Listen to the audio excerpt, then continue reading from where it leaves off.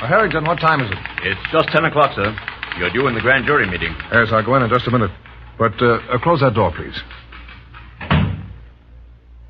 Radio friends, this is your district attorney speaking.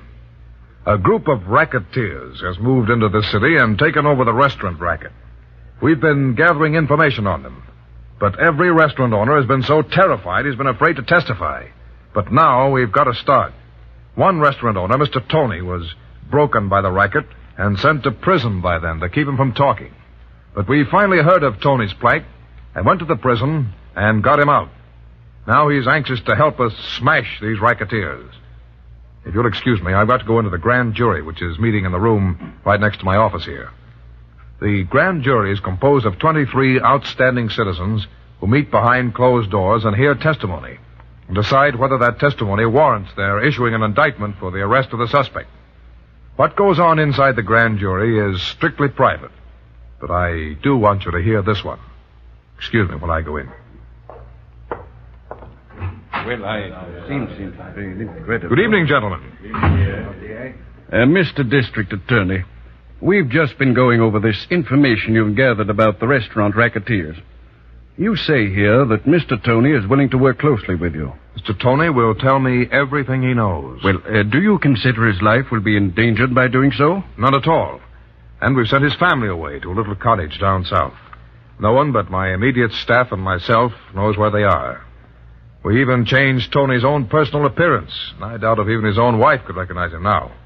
We've done everything possible to protect Mr. Tony and his family from the racketeers. Who's that? The Ohio kid. Come in. You're late. Hurry up. I couldn't get here before, Duke. What are you sore about? Sit down. Want some peanuts? Ah. What took you so long? I had a date with a girlfriend. You're playing around with that dame too much. Now listen, kid, you got a job to do. Well, name it. You know Tony, that restaurant owner we had sent away? Sure, he's safe. You had him put in solitary so he couldn't talk, didn't you? Yeah, but he ain't there now. What do you mean he ain't there now? Well, he put up some song and dance that he was a murderer. They kept him in solitary, but a member of the prison commission was going through the prison and heard about him yelling that he wanted to see the DA and confess a murder. This guy made the warden tell the DA, and the DA went down to see Tony. You think Tony sang to the DA? Well, must have told him everything, or why should the DA remove him from the pen? The DA's got Tony out? Yeah, and he's got him hid away. And you gotta find where, kid. Yeah, but can't you give me a steer at least? There's an awful lot of guys in this world, you know. That's your job. What do you think I've been paying you for? For getting guys out of the way, but not finding them in the first place. You do as I tell you, see? Okay. And get him before he spills everything he knows. All right. And another thing. That dame of yours. She knows too much. She's all right. That's what they all think.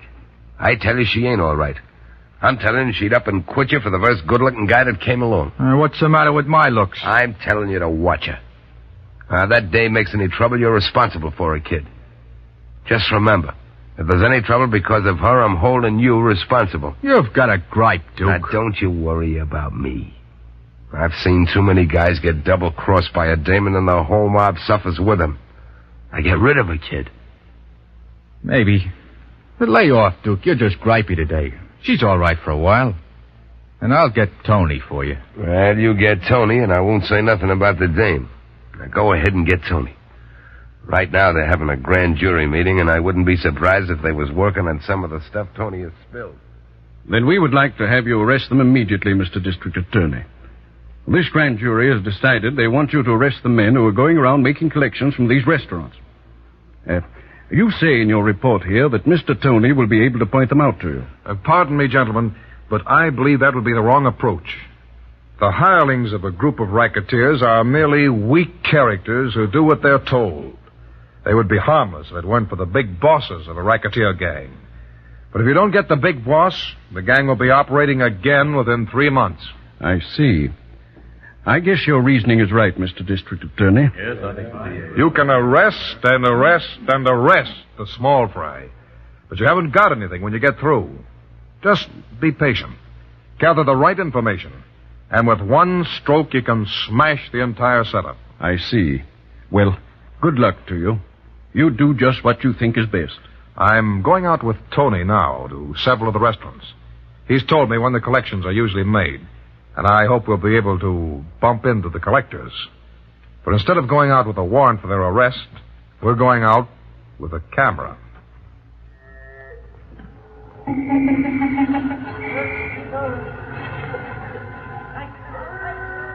Feel nervous at all, Tony? Oh, no, sir. I'll point out the collectors the minute I see them. Think you recognize them all right? Oh, yes, Mr. District Attorney. I paid them enough money. Just call me D.A., Tony. We know each other pretty well by now. I wish I'd known you better before I lost my restaurant. I was a fool not to talk. So this restaurant is Carlos, huh? Yes, he's a friend of mine. He wanted to hire me when I lost my restaurant, but he was afraid to. This is close enough. We can Look. see it. Where? Those two men going in the restaurant now. They're the collectors. Shall I snap them, D.A.? Oh, wait until they get inside the restaurant, Harrington, and then go into action. If you can, get some good pictures of them while the owner is paying them off. And forget you're one of those camera fiends. Just get as many pictures as you can, in or out of focus. They both carry guns. The heavyset fella hit me over the head with a blackjack one time. Look through this window, Harrington. There's better light. The owner is getting an envelope from the cash register. This'll make a corking picture. Keep snapping, Harrington. Snap all you can. I've got them square in the lens. I'm taking so many it'll almost be like movies. Now, let's get back into the car before they come out. Come on. We'll visit a couple of more restaurants with Tony.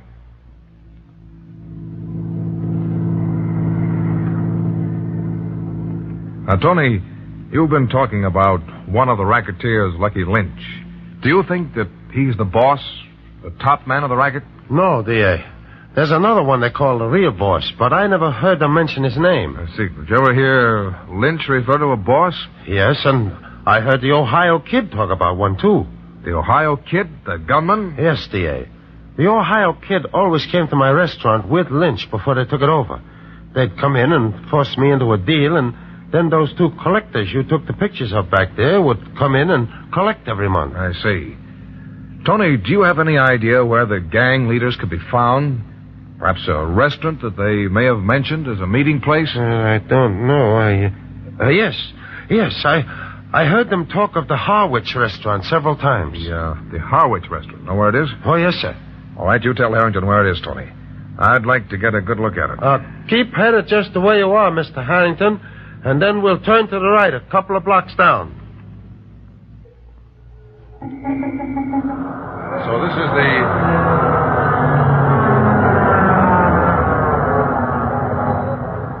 Well, the Harwich restaurant, huh? Harrington, get one of our investigators a job in here as a waiter. Yes, sir. If the racketeers drop in here, we ought to be able to pick up something good. Tony, take a look into that window and see if you can see any of them in there now. Oh, they probably ain't going to... Wait. Yes. Sitting at that table near the bar. The man with the blonde girl. Who are they? Well, that's the Ohio Kid and his girlfriend. Huh? They used to come in my restaurant sometimes. The fellow with the black hair all sleeked down. D.A., the girl's getting ready to leave. Shall I have her trailed? No, not yet. It'll be easy enough to pick her up. I want to have a little talk with the Ohio Kid, though. Oh, don't do it, sir. He'd just as soon kill anybody as not. You go back to the car, Tony, and drive it up to the next corner and wait for us there. Harrington, the kid's alone now. Let's go in and sit down at the table with him. Why don't you go with Tony, D.A., and I'll talk with him and join you in a few minutes. You don't want to bother with the likes of him. I've got a little idea, and I'd like to do it just for the fun of it. And we'll see you later, Tony. Let's go in, Harrington. Yes, sir.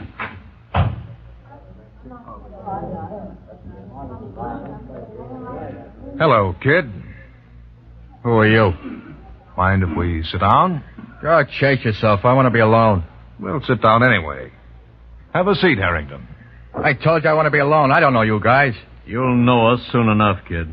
If you guys are coppers, you're wasting your time, see? Don't jump to conclusions, kid. Don't you know it's bad luck to drink alone? Is it?